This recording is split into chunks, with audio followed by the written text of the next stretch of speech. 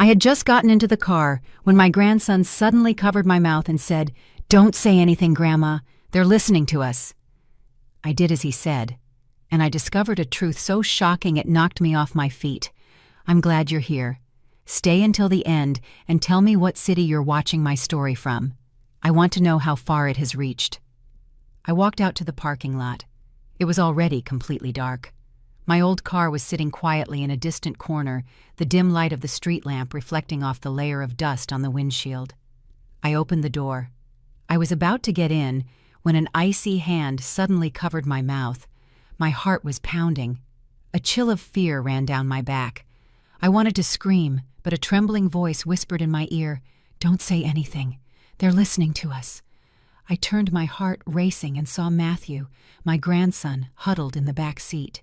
His eyes were wide open, shining in the darkness, full of fear. Matthew was barely 10 years old, but his face in that moment looked strange, too mature, as if he had seen something terrifying. I closed the door silently, my hands still shaking, trying to stay calm so he wouldn't get more scared. "What are you doing here? You scared me to death," I whispered, my voice choked with shock. Matthew tilted his head and pointed his finger toward the windows of the company building.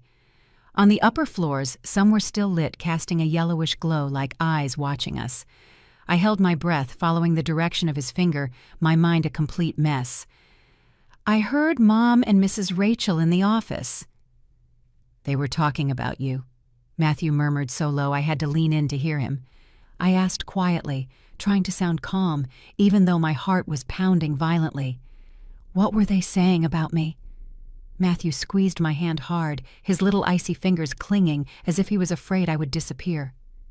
"Mom said that in a few days you wouldn't have anything. That she would make you sign something and then you would disappear from this house." Matthew's words were like a knife straight to the heart. I froze as if the ground beneath my feet was opening up. Chloe, my daughter-in-law, whom I had loved like a daughter, was she plotting against me? I wanted to scream, to run to the building and confront them. But seeing Matthew's scared eyes, I understood I couldn't act impulsively. The boy was trembling, and I felt his fear so intensely it seemed like the darkness itself was swallowing me. Then I understood that this afternoon's meeting had been a perfectly planned farce. Chloe was there with her sweet smile, her voice as smooth as honey. She always called me Mom, with such an affectionate tone that anyone would believe it was sincere. But today, she insisted over and over on the topic of signing a power of attorney as if it were the most normal thing in the world. "Mom, it's just some papers to make the company run better," she told me, her eyes shining but cold. I nodded, although deep down I felt uneasy. There was something in her tone that made my skin crawl, as if every word had been carefully chosen to hide an intention. Rachel, my trusted assistant for so many years, was sitting next to Chloe, nodding in agreement. That left me bewildered. Rachel, whom I had considered a friend who knew better than anyone how much it had cost me to build this company, was supporting Chloe without any opposition. "Mrs. Elizabeth, this is a good opportunity for you to rest a bit," she said, though she avoided looking at me. Her eyes fixed on the table as if hiding something. I felt like I was caught in a trap, in a plan I couldn't yet figure out. Mark, the family lawyer, was also present at the meeting. I had always trusted him, but today he was acting strange. He avoided eye contact and kept shuffling through the papers as if he wanted to hide his nervousness. When I asked him directly about a clause in the power of attorney, he stammered and quickly changed the subject. Distrust began to grow inside me like a small but sharp wave stabbing at my chest. Suddenly I remembered Andrew, my son. He had been working far away for several months, leaving all the company matters in the hands of Chloe and Rachel. I didn't feel at ease, so I took on most of the work myself. Every day I stayed at the office late, reviewing the account books, reading every contract, just to make sure everything was still under control. But because of that, my health began to deteriorate. My head ached, my vision blurred from lack of sleep, and my heart felt heavy with loneliness. Andrew was my pride, but now he seemed too distant, leaving me alone with the doubts that grew more and more each day. Suddenly a shadow crossed the parking lot with slow steps that echoed in the silence. Matthew dropped down immediately, pulling me down with him. I also kept silent. My heart was pounding, my eyes fixed on that figure until it disappeared completely. When nothing more could be heard, Matthew raised his head, his face pale. "Mom saw me," he whispered with a trembling voice. "She told me not to tell anyone, but I'm so scared, Grandma." Hearing those words, I felt my heart tighten. I hugged Matthew tightly, feeling his little body tremble in my arms. "It's okay, I'm here with you," I murmured, although I didn't know if I was trying to comfort him or myself. Chloe, to whom I had opened my heart, whom I thought would be Andrew and Matthew's support, was plotting to throw me out of the house I built with blood and tears. The pain washed over me, not just from the betrayal, but also because I realized I had trusted too much, that I had closed my eyes to all the warning signs. The phone in my purse vibrated, and the screen lit up with Rachel's name. I was about to answer, but Matthew snatched the phone from me and quickly turned it off. "Don't answer it, Grandma," he said in a desperate tone. "Mom said she's watching everything." I looked into Matthew's eyes where sincerity and fear were mixed. I nodded and put the phone away, my heart heavy. Rachel, whom I had considered part of my family, was also part of this plot. I started the car and drove out of the parking lot, but my mind was a whirlwind. "If you come home with me now, Mom will find out everything." Matthew whispered, his voice full of anguish. "Don't go back yet." I looked at him and could feel his intelligence and bravery despite being just a child.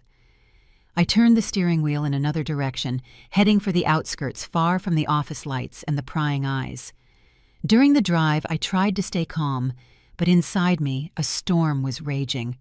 I had dedicated my life to building this family, to protecting Andrew and Matthew, but now it was precisely those closest to me who were turning their backs. The pain came not only from the betrayal, but also from the loneliness, as if I were standing in the middle of darkness, not knowing who to trust. I stopped the car on a lonely road on the outskirts where the streetlights barely illuminated the path. A small cafe hidden behind some trees let out a warm yellow light from its windows, like a refuge in the middle of the storm I carried inside. I took Matthew's hand, and we went in feeling his small fingers squeezing mine tightly, as if he feared that if he let go, I would disappear. I ordered him a cup of hot milk, and for myself, just a bitter black coffee, hoping it would help me stay awake. But the truth was, my head was spinning, and my heart ached from everything Matthew had just told me. Matthew sat very close to me. The old wooden chair creaked every time the boy moved. He kept looking out the window with those big, curious eyes, as if expecting someone to appear from the darkness. I put my hand on his shoulder and said softly, "Matthew, don't be afraid. It's just you and me here." But even I wasn't sure if I was comforting him or myself. That feeling of unease clung to me like a shadow I couldn't shake. I lowered my voice almost to a whisper. "What did you hear? Tell me everything, every detail." Matthew lowered his head, his little hands gripping the edge of his shirt tightly, and murmured, "They said you're foolish, that you're going to sign all the papers without reading anything, that after that, everything will be theirs." Those words were like another stab wounding my chest. Chloe, my daughter-in-law, whom I had treated like a daughter, called me foolish behind my back. I dedicated my entire life to building this company, to taking care of this home for Andrew and Matthew, and she thinks I'm naive enough to hand it all over with my own hands. I struggled to stay calm, even though my heart ached. "Are you sure?" I asked, my voice trembling, though I didn't want Matthew to notice. The boy nodded, his eyes full of tears. "Mom even laughed with Mrs. Rachel. She said that afterward you'd be left with empty hands." His words were like an icy wind that ran over my skin. I imagined Chloe and Rachel in the office laughing at my pain, and the bitter taste of betrayal filled my mouth like the coffee in front of me. I had trusted Chloe. I thought she would be the one to continue my legacy and take care of the family, but now she was planning to take everything from me, even the roof I built with my own effort. A shiver ran down my back, but I kept my face serene. I didn't want Matthew to see his grandmother weak. I didn't want him to think I didn't have the strength to protect him. "I understand," I told him, my voice soft but firm. "Don't worry, I'll find a way." Matthew looked at me with a mix of doubt and hope, as if he wanted to believe I could fix everything, but the fear still clung to him. Suddenly the cafe door creaked, and a man entered. He wore a dark coat, looked around, and paused at our table before sitting in a nearby corner. Matthew ducked his head instantly, gripping my sleeve tightly, as if trying to become invisible. I felt his fear, and my heart pounded violently. I looked closely at the man and recognized him. Stephen, the former guard who worked at my company for many years. He had always been reliable with his calm smile at the entrance, but now his presence unnerved me. Stephen approached and said in a low voice, "Mrs. Elizabeth, long time no see. How have you been?" I managed a forced smile. "Fine, thank you." But inside I was full of doubt. Him appearing here right at this moment. Could it be a coincidence? Or was he also part of a plan I didn't yet understand? Matthew lifted his head a little, looked at him, and whispered to me, "I trust him. He used to protect you." His words made me pause. Matthew, though so young, was more perceptive than I thought. Maybe he was right. Stephen had been loyal, and right now I needed someone I could trust. I nodded slightly and turned to Stephen, lowering my voice. "Mr. Stephen, I need your help. Get me and Matthew home safely, but don't let anyone know. We're being watched." Stephen looked at me seriously and replied firmly, "I understand, Mrs. Elizabeth. I'll take care of it." He didn't ask any more questions, and that gave me a strange sense of relief. In a world where I no longer knew who to trust, his silence was an unexpected comfort. On the way back, Stephen drove through small streets, staying away from the city lights. Matthew sat next to me, continuing his story in a trembling voice. "Mom also said that if I ever told anyone, she would disappear, and I wouldn't have anyone left." The boy's eyes were full of tears, and I felt as if my heart was being squeezed. Chloe wasn't just targeting me. She was also daring to threaten Matthew, the grandson I loved more than anything. I hugged him tightly against my chest, whispering, "You are very brave. I'm not going to disappear, so don't worry, I promise you." But deep down, I knew how fragile that promise was. I didn't know how I could protect Matthew when I myself was lost in this whole mess. As the car was approaching the neighborhood, Stephen suddenly slowed down, and his gaze sharpened in the rearview mirror. "Mrs. Elizabeth, there's a strange car parked a few yards from the entrance. The lights inside are still on." I felt a shiver run through my body. I looked out the window and saw the faint glow of that car, like an eye lurking in the darkness. "Don't go to the house," I said, my voice firm, although I was a mess inside. "Take us to Dorothy's house." Stephen nodded, turned the steering wheel in another direction, and I felt a momentary relief when that strange car was left behind. Dorothy, my lifelong friend, opened the door with a surprised look on her face when she saw me and Matthew there in the middle of the night. "Elizabeth, what's wrong? Why are you here at this hour?" she asked with a worried voice. I just shook my head. I took Matthew into the small living room and whispered, "Dorothy, keep this a secret. I'll tell you later." She nodded, without asking more questions, and I knew I had gone to the right person to trust. While Dorothy went to make tea, Matthew pulled me to sit next to him and murmured with a shaky voice, "Grandma Mom is going to make you sign. Don't sign anything." The boy's words sounded like a warning, but also like a plea. I hugged him tight and nodded. "I know. I'll be careful." But inside I repeated to myself, "This is just the beginning, and I don't know if I'll have enough strength to face what's coming." I asked Stephen to take Matthew to his house first, so as not to arouse Chloe's suspicions. If she saw him returning with me, she would surely realize something was wrong.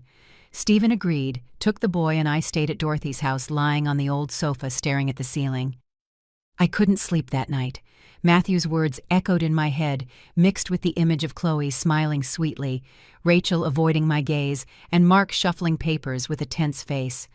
I had built this family with all my love and effort, but now I felt like I was in the middle of a chess game, being the only piece that didn't know the rules.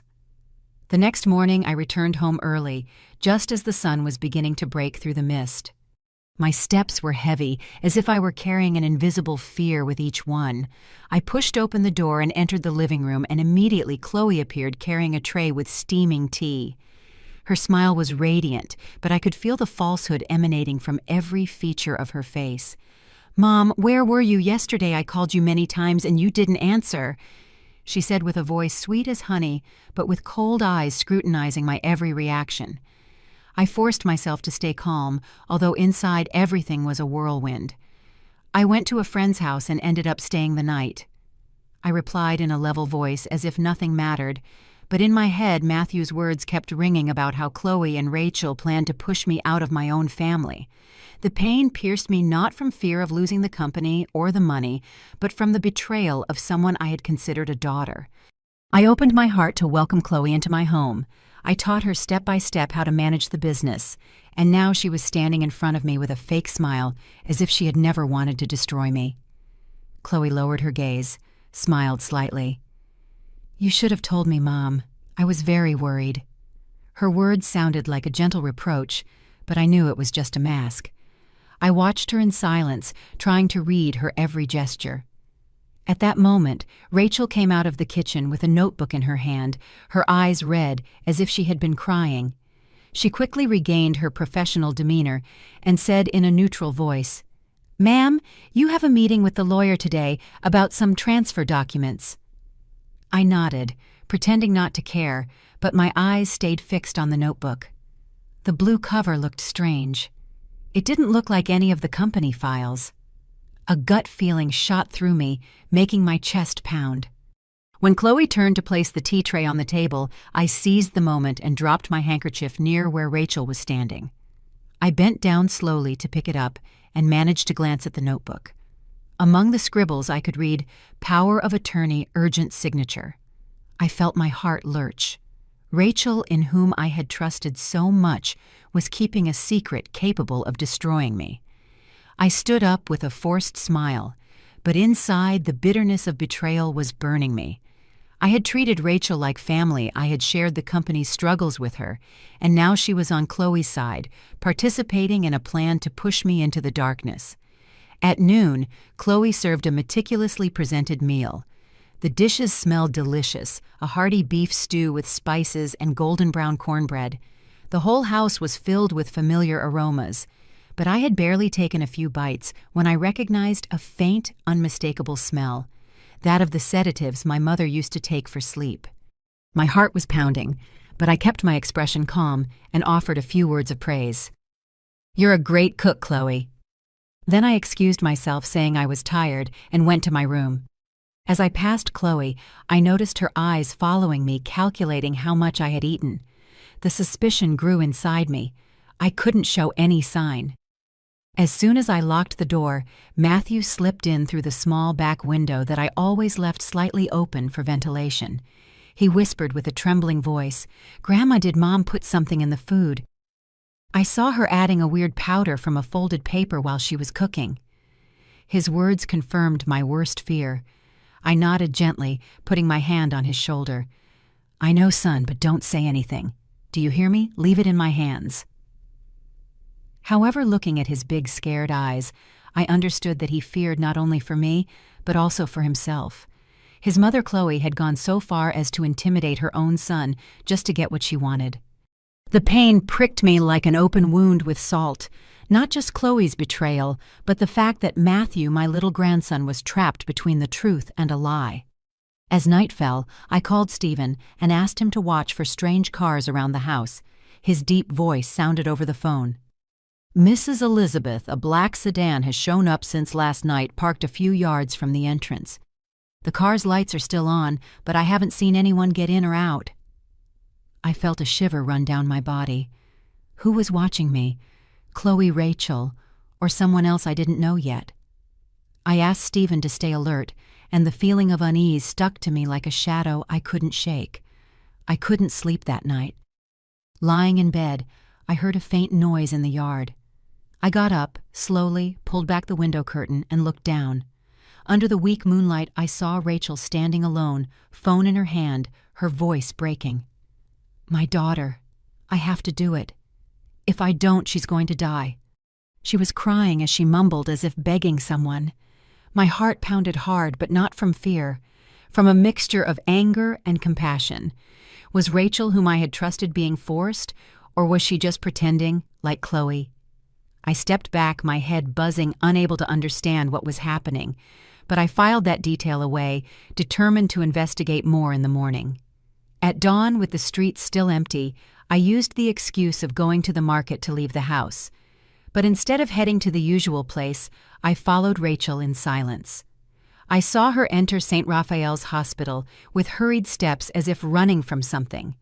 I waited about 30 minutes parked in a hidden corner without taking my eyes off the entrance. When Rachel came out, her face was pale and her eyes were swollen as if she had been crying. I felt a sharp pain in my chest, not just from suspecting her, but because deep down I still wanted to believe she wasn't betraying me on purpose. But after what Matthew had told me, I couldn't let emotion cloud my reason. I needed the truth. I went into the hospital pretending to look for an acquaintance to get close to the information desk. The young receptionist, with a polite smile, checked the records when I mentioned Rachel. "She had an appointment in pediatric cardiology last week for a little girl," she said in a neutral voice. I nodded, feeling as if a stone was sinking in my chest. Did Rachel really have a sick daughter, or was it all part of a plan? I apologized, saying I needed to use the restroom, and hurried out to the parking lot, my mind spinning. As soon as I opened the car door, my cell phone vibrated. A message from an unknown number appeared on the screen. "You will have to sign some papers soon. If you don't, a little girl will die on the operating table." My heart went cold as if I had been doused with ice water. I read and reread those words looking for some clue, but I only found a cold, direct threat. I didn't reply. I just saved the message with a trembling hand. Who was behind all this, Chloe, Rachel, or someone else I didn't know yet? I thought of Matthew, of his terrified look, and my soul ached. How could a mother like Chloe use her own son to blackmail me? When I returned home, I found Chloe already standing at the entrance, as if she knew the exact time of my arrival. "Where were you, Mom? I called so many times and you didn't answer," she said with a sweet voice, but with sharp eyes that seemed to want to pierce through me. I smiled weakly and replied, "I went to buy some vitamins." Chloe nodded, that smile fixed on her lips. "That's good. Mom's health is the most important thing." But from the upstairs window, Matthew peeked his head out, his eyes full of anguish. I gave him a slight nod, as if telling him I was fine not to be afraid. But inside I knew I was walking over an abyss, and any false step could lead me to ruin. In the afternoon, the lawyer Mark called, his voice forced as if he were reading from a script. "Mrs. Elizabeth, we need to meet to sign the investment power of attorney as soon as possible." I heard a faint murmur behind him, as if someone was standing next to him. I replied briefly, "I'll arrange it," and hung up, my heart heavy. Chloe already controlled everything from Rachel to Mark, and now she was tightening the noose around me. I picked up the phone intending to call Andrew, hoping my son would listen to me. But before I could dial, Chloe suddenly appeared behind me, her voice soft but loaded with intention. "He's busy in a meeting. He won't answer, Mom. I'll pass him the message later." I nodded, turned off the phone, feeling trapped in my own home. I went into my room, closed the door, and immediately Matthew slipped in through the window like a little ghost. The boy handed me a crumpled piece of paper and whispered, "Grandma, I found this in the trash can. Mom threw it out this morning." I unfolded the paper, and I felt my heart stop. It was a photocopy of an asset transfer contract with the space for my signature already marked. The signing date was in just a few days. A shiver ran through me, realizing that my time was running out.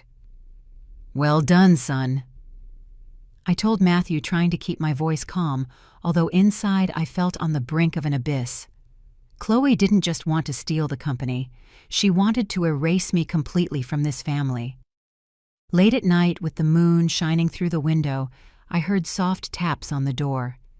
Rachel was there, her eyes red and her face haggard. She opened her mouth about to say something, but Chloe's voice rang out from downstairs, icy. "Rachel, come down now."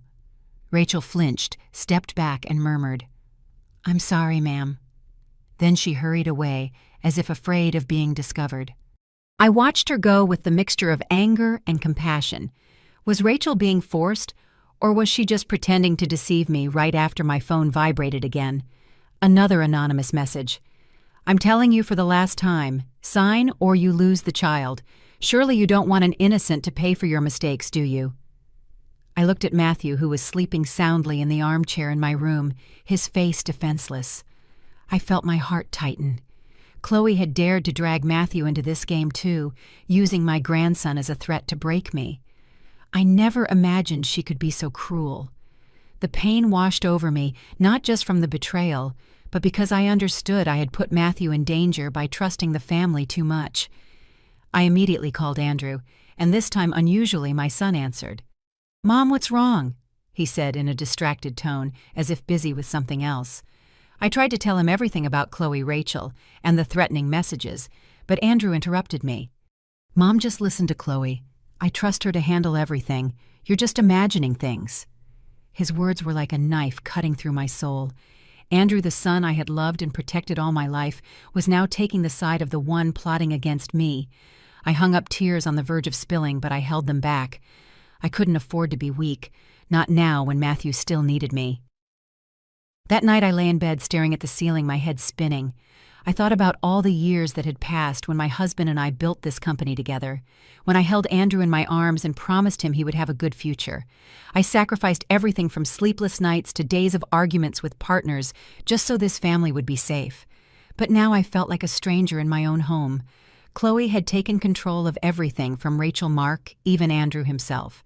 And I, at 65 years old, had to face the betrayal of the people I loved most, alone. I clenched my fists, telling myself I couldn't wait any longer. Tomorrow I would find a way to unmask everything before it was too late. But deep down, I knew I was walking a dangerous path. I wasn't just fighting to protect the company, but also to protect Matthew, to hold on to the last hope for this family. The pain of betrayal was still there, burning inside, but I couldn't let it defeat me. For Matthew's sake, I had to be strong. The next morning, as the sun was just beginning to rise, I went out to the garden to get some fresh air, hoping it would calm my troubled mind. But I had barely taken a few steps when I saw Rachel standing in the corner of the garden next to the rose bush I had planted when Andrew was a boy. She was talking on the phone, her voice broken and trembling.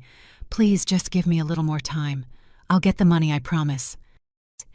I froze, not because I wanted to eavesdrop, but because Rachel's voice was filled with pain, as if she were begging for her own life. When she looked up and saw me, her face turned pale, and she hung up the phone with trembling hands. "Mrs. Elizabeth," she stammered, her eyes wide with fright. I saw her take a step back, as if afraid I would ask her something, but I just nodded gently, forcing a smile as if nothing was wrong. Inside, I felt a pang.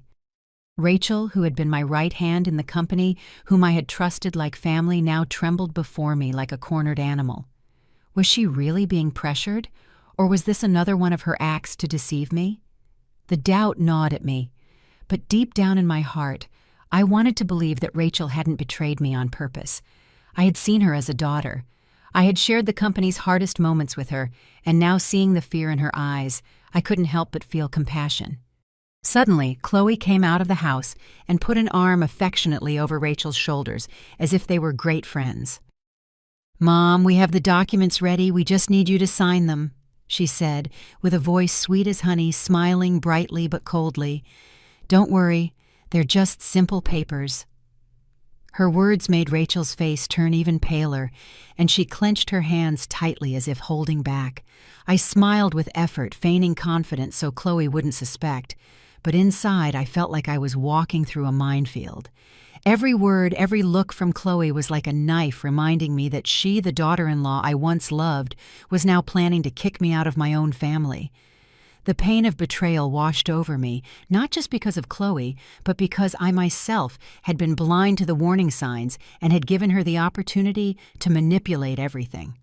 When I went into the kitchen to get a glass of water, Matthew discreetly pulled me into a corner where the window light didn't reach.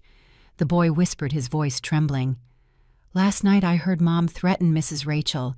If she doesn't do it, her daughter will be in trouble." Matthew's words were like an electric shock running through my body. I looked at him immediately. His big eyes were full of fear, but also a strange determination. "Are you sure?" I asked in a voice so low it was almost inaudible. Matthew nodded vigorously. I heard it clearly. Mom said she would disappear and that Mrs. Rachel's daughter would never be saved." My heart pounded, not only because of what the boy had said, but because I understood that Chloe wasn't just coming after me. She was daring to use Rachel's daughter to manipulate her. The pain burned like salt in a wound, not only from Chloe's betrayal, but because Matthew, my little grandson, was watching his own mother turn into a cruel person. At noon, Rachel brought me a glass of warm milk. She put it on the table without daring to look me in the eye. She stood there in silence as if awaiting a sentence. I took a tiny sip, pretending to drink, but when she turned around, I poured the rest into a nearby planter. The faint smell of sedative I had recognized days before was still there, and I didn't dare risk it. Rachel stood still for a moment and suddenly murmured, her voice so low I had to strain to hear, "I'm sorry, ma'am." Then she hurried out of the room as if afraid that staying longer would make her reveal what she was hiding. Her apology was like a dagger in my heart. I was more and more convinced that Chloe had her under control, but the remorse in her voice tore me apart. She was once the person I trusted most, and now she was trapped in a game I still didn't fully understand. That night, with the moonlight streaming through the window, I heard soft footsteps in the hallway. Matthew ran secretly into my room, his face scared. "Grandma, I saw Mrs. Rachel crying in the hallway. She said her daughter is about to die." The boy hugged me tightly, his small body trembling in my arms. I felt my heart tighten. Rachel, whom I once considered family, was now living in unbearable fear, and I couldn't help her in that moment. My pain came not only from Chloe's betrayal, but from realizing that I myself had pushed Rachel into this situation by blindly trusting my daughter-in-law and ignoring what was happening around me. I hugged Matthew tight, whispering, "I'll take care of everything, don't be afraid."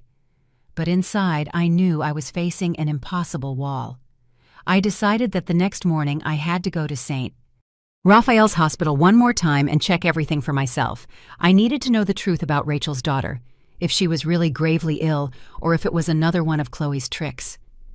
When Matthew fell asleep in my arms, I looked at his innocent face, and a new determination was born inside me.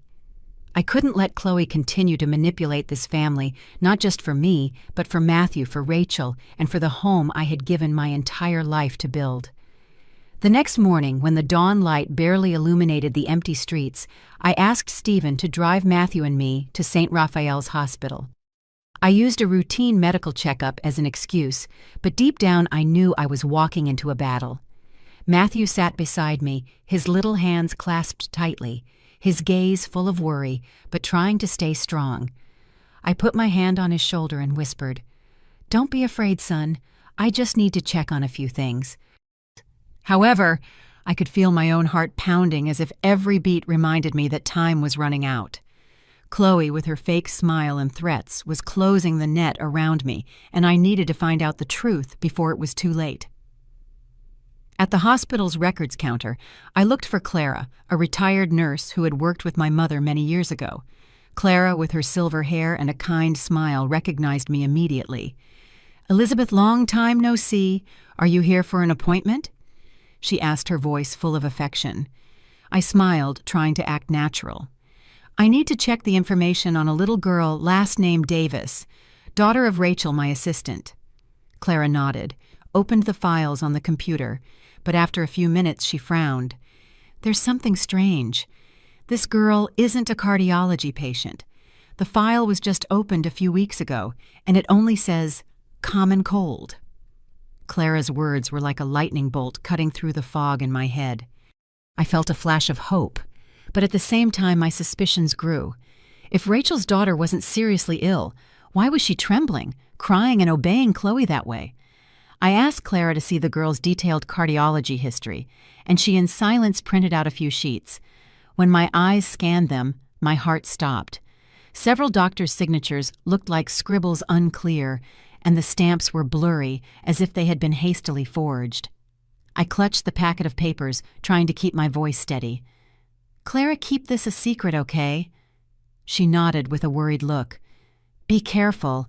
It looks like someone tampered with these files from the outside. I'll make you some more copies." I thanked her, but inside me a storm was breaking loose. Chloe wasn't just threatening me. She had also forged documents to manipulate Rachel. The pain washed over me not only for my daughter-in-law's betrayal, but for Rachel, who was trapped in a fear based on a cruel lie. Suddenly, Matthew gently tugged on my sleeve and whispered, "Grandma, someone is watching us." I turned and saw a man in a black coat sitting not far away. He was holding a newspaper, but his eyes were watching us closely.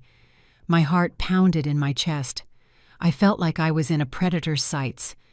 Stephen, who was near the entrance, sensed the situation. He walked over to the man and sat at the next table, his gaze as cold as ice. The man in the coat became uncomfortable, stood up quickly and left, dropping the newspaper on the floor. I let out my breath, but the unease didn't leave me. Who was behind all this? Chloe or someone else I didn't know? I squeezed Matthew's hand and smiled to reassure him, although inside I knew we were walking on dangerous ground. On the way home, Matthew held the copies in his hand and asked in an uncertain voice, "Grandma, so, is Mrs. Rachel's daughter really sick?" I looked into his big round eyes full of both worry and hope. I answered him softly, "She might be, but it's not as serious as they say. I think your mom exaggerated everything to pressure Rachel. She doesn't know anything. She's convinced her daughter is very sick, and that's why she's obeying blindly." My words left Matthew silent, but I noticed him squeezing my hand tighter, looking for comfort. I felt a lump in my chest, thinking about Rachel trapped in a lie and about Matthew, my little grandson, forced to face the truth that his own mother was the manipulator. When we reached the gate, I saw Chloe waiting for us with an unusually sweet face. "Where were you all morning, Mom? I was worried," she said in a syrupy voice, though her eyes examined me harshly. I answered calmly, "I went for a medical checkup. I didn't want to bother you." Matthew hid behind me and quickly added, "I went with Grandma. The doctor said I'm very healthy." He said it with an innocent tone, but I knew he was trying to protect me, and that tore my heart apart. A 10-year-old boy, who should only be thinking about school and playing, was being forced to lie to keep his grandmother safe. My pain came not only from Chloe's betrayal, but also from knowing that I had allowed Matthew to end up in the middle of all this. Chloe took my hand with a warm but unsettlingly cold gaze. "Mom, you have to take care of your health so you can continue to run the company and the family." She said it with a tone full of concern, but I felt as if a poisonous snake was coiling around me. I shuddered, though I tried to contain it, and responded with a smile. "Thank you, dear. I'll be careful." When Chloe turned around, I watched her back, feeling like I was looking at a stranger. The daughter-in-law I once loved, whom I thought would be a support for Andrew and Matthew, was now the one trying to push me into darkness. I thought about the past days when I taught Chloe how to keep the ledgers when I hugged her at Andrew's wedding. All of that was nothing but memories now torn apart by betrayal. The day of the power of attorney signing finally arrived, and I felt as if I were walking into a battle I wasn't ready for. I put on a gray dress, the color I usually chose when I needed serenity, but that day it only made me feel heavier. My heart pounded as I went down to the boardroom, where all eyes were focused on me. I still didn't know how to confront Chloe, but I was clear that if I didn't do something, everything I had built, the company, the family, and even trust, would disappear. The pain of betrayal was still burning inside me like a wound that wouldn't stop bleeding. Chloe, the daughter-in-law I once loved, was now the one trying to kick me out of my own home. In the boardroom, Chloe and Rachel were already seated at the table full of perfectly arranged papers, like a trap ready to spring shut. Several important company shareholders were also present, their expressions a mix of curiosity and tension. The lawyer Mark was at the corner of the table, his face as tight as a stretched rope, his hands clenched together as if trying to hold something in. I looked at him, remembering when he was a young lawyer dedicated to my family, and I felt a sharp pain in my chest. How had it all come to this? How could those who were once worthy of my trust turn their backs on me? Chloe smiled sweetly, her voice as smooth as honey. "Mom, you just have to sign in the marked places. Rachel and I have already taken care of everything. Andrew also reviewed it and gave his signature of approval. We just need you to sign for it to be ready." Her words were like a knife sharp, but wrapped in a layer of tenderness. She mentioned Andrew, my son, as if she wanted to use his name to force me. I looked her in the eyes and saw that cold confidence that tore me apart inside. Andrew, the son I dedicated my whole life to, was now being manipulated by his wife, and I didn't know how to get him back. I sat down. I picked up the pen with trembling hands. Outside through the hallway window, I saw Matthew standing there, his big eyes fixed on me. He looked small and fragile, but his gaze was full of determination, as if telling me not to give up. I smiled at him, trying to reassure him, although inside I felt like I was on the edge of an abyss. The anonymous messages, the threats about Rachel's daughter, and even Andrew's mistrust. It was all a storm dragging me into the darkness. As I prepared to sign, Matthew suddenly disappeared from the window. My heart skipped a beat. An icy fear ran down my back. "Where is Matthew?" I asked, raising my voice, unable to hide my distress. Chloe smiled with a soft but knowing tone. "I sent someone to take him to play outside so Mom can be calm and sign." Her words were like a disguised threat, reminding me of that anonymous message about losing my grandson. My face turned pale, though I tried to stay calm, gripping the pen tightly in my hand. I was afraid something would happen to Matthew, that Chloe had gone so far as to harm her own son just to get what she wanted. Just as I was preparing to sign, Rachel suddenly stood up. She slammed her hand on the file and looked at me with eyes full of panic. "Please don't sign," she whispered, her voice trembling as if she had crossed a line she had always feared. The boardroom fell completely silent. All eyes were fixed on her. Chloe gritted her teeth, slammed the table, and snapped in an icy voice, "Rachel, what are you doing?" I looked at Rachel.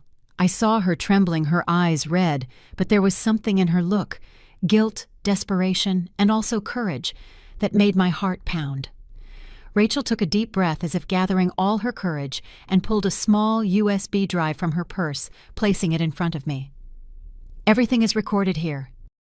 "Please use this," she said. Her voice choked. Chloe screamed and lunged to snatch the drive, but Stephen, who was standing by the door, entered immediately and restrained her firmly.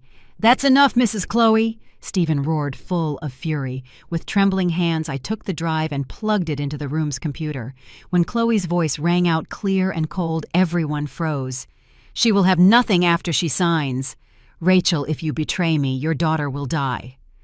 Those words were like a knife, not just for me, but for everyone present.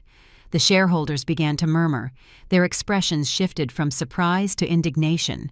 Rachel burst into tears, knelt in front of me, and pleaded between sobs. "Mrs. Elizabeth, forgive me. I didn't want to, but she threatened my daughter." I looked at her and saw the pain in her eyes, and inside me, anger and compassion were mixed. Rachel, whom I had trusted, had been caught in Chloe's web, but she chose to stand up even if it was late. I wanted to say something to comfort her, but before I could open my mouth, the boardroom door burst open. Matthew ran in his face, pale but firm, followed by Dorothy and several local police officers. "Grandma!" he shouted, hugging me tightly. Dorothy stepped forward, her icy gaze directed at Chloe. "I called the police as soon as Matthew told me everything." Chloe, desperate, began to scream. "It's all a lie. Mom don't believe her." She turned to me, her eyes pleading, but I looked at her steadily and replied in a grave voice, "The truth can't be hidden forever. I've known for a while." My words left her stunned, but inside me there was no satisfaction. I only felt a deep pain because my daughter-in-law, whom I once loved, was now showing her true face. I thought of Andrew, of how much my son would suffer when he learned the truth. I thought of Matthew, my little grandson, forced to watch his mother become someone cruel. And I thought of Rachel, who had the courage to speak, even if the price was carrying that wound for the rest of her life. When the local officer, who had a nameplate that read Austin, stepped forward with a serious expression, the tension in the room became unbearable. He ordered Chloe to be detained for questioning, and she immediately began to struggle, screaming in a high-pitched voice, "This is all made up, that drive is fake." Her face turned red, completely erasing the sweet smile I had known. She looked like a cornered animal, and even though I had prepared myself, I felt my heart sink, not because I had compassion for Chloe, but because it hurt to think of all the past years of those moments when I hugged her believing she would be part of this family. Now seeing her scream, I only recognized a stranger driven by greed. I turned towards Rachel and saw her slumped in the chair, tears streaming down her cheeks. Her hands were shaking, clutching her chest tightly, as if trying to hold together something that was breaking to pieces. As the police prepared to take Chloe away, Rachel suddenly stood up, her voice trembling but full of determination. "Please, listen to me. I have to tell the truth." The entire room fell silent. All eyes were fixed on her. I looked into Rachel's eyes. I saw the pain and torment in them, and I felt a knot in my heart. She who was once my right hand was now there, trembling like a leaf in a storm. Rachel took a deep breath, her voice choked. "Chloe gave me money several times and threatened me to help her. I did everything because my daughter needed surgery. I didn't want Mrs. Elizabeth to lose everything, but if I didn't obey Chloe, my daughter was going to die." Her words were like a stab, not just to me, but also to herself. I watched the tears roll down her face, and I could feel the desperation in every sentence. Rachel had not only been forced, she was also trapped in an overwhelming fear, convinced that her daughter was on the verge of death. I wanted to go to her, hug her, tell her I understood that I didn't blame her. But I couldn't move. My pain was too great, not just from Chloe's betrayal, but also for Rachel, whom I had considered part of my family, and who had had to endure it all in silence. Officer Austin was taking notes carefully, but another officer with a suspicious look intervened. "What's the girl's name? Where is her medical file?" Rachel answered immediately, her voice trembling. "Her name is Sophia Davis." But when they asked her for the file, she hesitated, her gaze lost. I have the documents, but I left them at home." Chloe, though Stephen held her firmly, smiled sarcastically and said in a mocking voice, "See, she's making it all up to blame me."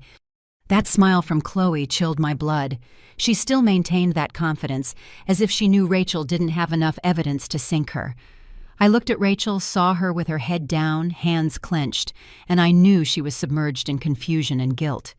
Suddenly Matthew, my little grandson, stepped forward, his voice clear though trembling. "I heard my mom say that Mrs. Rachel's daughter was never in any hospital." His words dropped like a bomb, leaving the room in absolute silence. I turned to Matthew and saw the firmness in his eyes, even though his face was still pale with fear. Chloe screamed in a shrill voice, "He's just a child. He doesn't know anything. Don't believe him." But her words no longer had any force. Rachel was stunned, her eyes wide, muttering, "No, it can't be." She stepped back as if she had just taken a direct blow to the chest. I saw the confusion in her eyes, and my heart clenched again. If what Matthew said was true, then Rachel had been deceived. Not just by Chloe, but also by her own fears. Officer Austin immediately asked Rachel to hand over all documents related to her daughter. Rachel nodded, trembling, but in her eyes I saw absolute bewilderment, as if she was beginning to realize that she might have been living trapped in a lie all this time. I wanted to say something to comfort her, but before I could open my mouth, the boardroom door burst open. Andrew, my son, entered, his face full of exhaustion and tension. He had just returned from a business trip, his shirt wrinkled as if he had run straight from the airport. I looked at my son, my heart full of hope. I thought that Andrew, knowing the truth, would be on my side, that he would understand that Chloe had manipulated everything. But then Andrew looked at me, and his gaze wasn't one of compassion, but of disappointment. "Mom, why did you listen to Matthew? He's just a kid." "How can you blame my wife just because of what the boy said?" My son said, his voice low, but full of reproach. "Chloe would never do something like that." Andrew's words were like a stab straight to the heart. I stood frozen, feeling as if the floor beneath my feet was crumbling. Andrew, the son I had dedicated my entire life to loving and protecting, was standing there doubting me, defending the wife who had betrayed the entire family. The pain washed over me, not just from Chloe's betrayal, but because Andrew, who I thought would always be my support, was now turning his back on me. I looked at him, trying to keep my voice calm, even as tears threatened to spill. "Son, I have only tried to protect this family, to protect you and Matthew. But don't you see Chloe has deceived us all?" Andrew shook his head, his eyes full of anger. "Mom, you're just too suspicious. Chloe only wants what's best for the company, for the family." His words were another wound, deeper, more painful. I felt like I was losing everything. Not just the company, not just the trust, but also the son I loved most. The atmosphere in the boardroom seemed to have frozen. All that could be heard were Chloe's high-pitched screams, as if trying to tear the silence apart. She clung to Andrew, tears streaming down her cheeks, her voice trembling but loaded with drama. "Honey, I did it all for Rachel. Her daughter is dying. I couldn't just stand by and watch an innocent child die." Chloe's acting was perfect, as if she really were a victim dragged into a conspiracy she didn't want. But I looked at her eyes and saw the falsehood hidden behind the tears, and my heart was breaking. This was not the person I once loved, the one I thought would support Andrew and Matthew. She was there playing the victim to cover her guilt. The pain of betrayal consumed me, not just because of Chloe, but for having allowed her into my family and letting her hurt those I loved most. Rachel slumped in her chair, her gaze heavy with guilt, as if she blamed herself for dragging Chloe down this path. She said nothing, just lowered her head, covering her face with trembling hands. I wanted to go to her to tell her I didn't blame her, that I understood she was trapped by fear. But before I could do anything, Matthew, my little grandson, stepped forward, holding a phone in his hand, with unusual determination. "I have something," he said, his voice low but clear. He opened a message conversation that Chloe had sent to someone and read aloud. "If Rachel doesn't sign, her daughter will die just like the last one." Matthew's words were like a bomb, leaving the room in absolute silence. All eyes were fixed on Chloe, who was now pale without a trace of the confidence she had shown. Rachel lifted her head trembling and asked, The last one? What do you mean? My daughter was born perfectly healthy. She was just weak at first. Why would you say that?" Her voice broke, as if she had been struck hard in the chest. I looked at her and saw the confusion and pain in her eyes, and my heart felt crushed. Rachel, who had lived in fear for her daughter, was now facing a truth even more terrifying than she could have ever imagined. At the same time, Mark, the family lawyer, suddenly stood up with an old medical file in his hand, his face pale, as if he feared being arrested along with Chloe. "I can't stay silent anymore," he said, his voice trembling. "This file shows that Rachel's real daughter died just hours after birth. That same day in the hospital, there was another abandoned baby girl with no papers." Mark paused, took a deep breath, and pointed directly at Chloe. "That girl was your daughter with your lover. You switched her for Rachel's. You turned her into the sick child that needed saving so you could manipulate Rachel all these years. Rachel knew nothing. That's why she obeyed you blindly." Mark's words were like an earthquake, leaving the room in absolute silence. Chloe screamed in a shrill voice, "Shut up, Mark, you're making it all up!" But he didn't stop, his eyes reflecting pure determination. "I have proof. It's all right here." Rachel collapsed, covering her face, as she sobbed uncontrollably, a mix of pain and rage. "So all these years I've been living a lie. I betrayed Mrs. Elizabeth for a child that wasn't even mine." Her voice was breaking, as if her entire world had just fallen apart. I looked at her and saw indescribable anguish in her eyes. My heart ached. She had not only been deceived, but forced to make a terrible mistake, all because of Chloe's cruel lie. Andrew stood there silent. The expression on his face went from shock to anger and then to complete devastation. His gaze broke as he looked at Chloe, as if he suddenly understood that the wife he had always trusted was nothing but a fraud. I wanted to run and hug my son to tell him I was there, that I would always be by his side. But I couldn't move. The pain was overwhelming, not just from Chloe's betrayal, but because of Andrew, who had doubted me, who chose to side with his wife instead of his mother. I thought about those past days when I held Andrew in my arms and promised him a better life. Now he was there, shattered by the truth, and I didn't know how to heal that wound. Cornered. Chloe screamed with rage. "Yes, she's my daughter, but I don't need her. The only thing I want is power and money." That confession left everyone in the room frozen. Even the shareholders who only cared about profits looked at Chloe with horror. I stood paralyzed, unable to believe she could be so cruel, not just to Rachel, but to her own daughter. They handcuffed her right there, still struggling and screaming. "You're all going to regret this. No one is getting away with this." But as the police led her away, all I felt was a deep emptiness. There was no victory, only an immense pain because my daughter-in-law, whom I once loved, was now nothing more than a stranger. Andrew turned to me, his voice choked. "Mom, I'm so sorry. I've been a fool. I let Chloe manipulate me, and I even doubted you." He came over and hugged me tightly. I felt his body trembling in my arms. I put my hands around him but said nothing. I wanted to console him, to tell him everything would be okay, but I couldn't. The pain was still there, not just from Chloe's betrayal, but because Andrew had made me feel alone in my own family. I just hugged him, feeling my son's warmth, hoping that time would heal these wounds. Rachel, in pain, approached the police and handed over all the real evidence, the recording, the screenshots of the messages, the fake contract, with a look full of determination. "I made a mistake, but I'm not going to let her destroy anyone else." I looked at her. I saw in her a mixture of bravery and remorse, and I knew she was trying to redeem herself. I put my hand on her shoulder. I nodded gently, as if to tell her I understood that I didn't blame her. Rachel looked at me, tears streaming down her face, and I saw a ray of hope in her eyes, however small. I looked at Matthew, at Andrew, and at Rachel, feeling my heart heavy, but also relieved. The brutal truth had come to light, and although it left deep wounds, I knew this was the first step to begin healing. A few weeks after that decisive day in the boardroom, I received news that Chloe had been formally charged with fraud, coercion, and conspiracy to commit asset theft.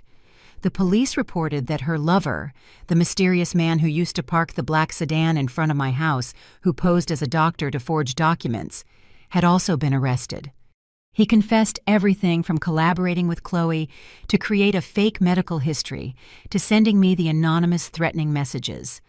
Upon hearing the news, I sat in silence in the living room, looking out at the garden where the rose bushes were still blooming, but I felt no victory inside. Instead, there was only an emptiness, as if a part of my family had been torn away and nothing could ever put it back together. Chloe, the daughter-in-law I once loved, was now just a name in a police file, a painful memory I didn't want to revisit. The court considered Rachel a forced accomplice, but also a victim of this cruel scam. She did not receive a prison sentence, but I knew that the guilt would stay with her for the rest of her life. I thought about the past years when Rachel was an enthusiastic young woman who always supported me during the company's toughest times. She had betrayed me, yes, but not out of ambition. Out of fear and for the love of the daughter she believed was hers. I didn't blame her, but every time I remembered what happened, my heart ached. Not just for the betrayal, but because I had allowed her to fall into that situation, trapped in Chloe's web. A few months after the sentencing, I decided to take Matthew to visit Rachel. I wanted to see her, to know how she was living after so much pain. When we arrived, Rachel was in a small apartment hugging a little girl. The child had big eyes just like Matthew's when he was little, and an innocent smile that deeply moved me. Rachel looked exhausted, her face haggard, but when she saw me, she smiled. A weak but sincere smile. "It's not the child's fault," she said, her voice choked. "Even though she is Chloe's daughter, I have raised her with all my love. You don't have to give birth to be a mother." Rachel's words touched my heart, and I felt tears burning my eyes. I put my hand on her shoulder and nodded. "I understand, Rachel. You are a true mother." Rachel looked up, her eyes full of tears. "Do you still trust me after everything I did?" I looked her straight in the eye, my voice low but firm. "Mistakes can be mended. The important thing is that you had the courage to tell the truth." My words made Rachel break down in tears, but I saw a glint in her eyes, as if she had finally been freed from a burden. Matthew, at my side, suddenly ran to hug Rachel's legs and whispered, "You saved my grandma. You saved me and my dad, too." His words left me with a lump in my throat. Matthew, at just 10 years old, already understood the value of courage and forgiveness. I hugged him, feeling the warmth of his small body, and in that instant, I knew there was still hope for this family. I decided to support Rachel legally so she could get legitimate custody of the child, completely separating her from Chloe. It was the least I could do, not only to redeem myself from my own doubts, but also to give Rachel a chance to start over. She deserved to live a life that wasn't marked by lies. When I told this to Rachel, she squeezed my hand tightly and with a trembling voice said, "Thank you, Mrs. Elizabeth. I will never forget what you did for me." I just smiled, saying nothing, but inside I felt a little relief, as if a part of the wound was beginning to heal. Over time, my house slowly returned to normal. Matthew became my daily joy. Every morning he would run to my room shouting, "Grandma, have a very happy day." His smile was like a ray of sunshine, dispelling the shadows that still lingered in my heart. Andrew, my son, began to learn about business from me. He sat beside me in the office, taking notes, attentively asking questions, and little by little, I saw in him the maturity I had always hoped for. Andrew received many collaboration invitations from potential partners, and I knew that in a short time he would be ready to take over the company in my place. But more than anything, I saw regret in his eyes. He didn't talk much, but every time he looked at me, his gaze seemed to say, "Mom, I'm sorry." I didn't blame him, but the pain of being doubted by my own son was still there like a scar that never fades. Rachel came back to work with me this time as someone receiving a second chance. She dedicated herself diligently without her previous insecurity. Little Sophia, Rachel's adopted daughter, was accepted into a nearby private school. For the first time, I saw her smile with joy running in the playground with other children. Seeing that scene, I couldn't help but be moved. Even though Sophia was Chloe's daughter, she was still part of this family, loved and protected by those who had survived the storm. At the company's annual meeting, I stood up to speak, my voice low but clear. Family, in the end, isn't about who shares our blood. It's about those who dare to protect us in times of danger. I looked towards the front row where Matthew, Rachel, and Andrew were sitting. Matthew smiled brightly at me and waved. Rachel nodded, her gaze full of gratitude. Andrew looked at me, and for the first time in many months, I saw in his eyes not just regret, but also pride. They all smiled back at me, and in that instant, my heart felt lighter. After so many storms, I had found peace again. I returned home. I sat in the living room and looked out at the garden where the rose bushes continued to bloom. I thought about the years that had passed, the days when my late husband and I built this family, the sleepless nights worrying about Andrew and Matthew. Although everything had changed, although the scars remained, I knew I had recovered the most important thing: the love and unity of family. I smiled, feeling a warmth spreading inside me, and I told myself that even though the road ahead still had challenges, I would never let this family be broken again. The story we tell is fictional, but it is based on some real events. The names and places have been changed to protect the identities of those involved. We don't tell this to judge, but in the hope that someone will listen and stop to think. How many mothers are suffering in silence inside their own homes? I am genuinely curious. If it were you in my place, what would you do? Would you choose to stay silent to keep the peace, or would you dare to face it all to get your voice back? I want to know what you think, because every story is a candle that can light someone else's path. God always blesses, and I firmly believe that courage leads us to better days. Meanwhile, on the end screen, I'm leaving you two of the channel's most beloved stories. I assure you, they will surprise you. Thank you for staying until the end.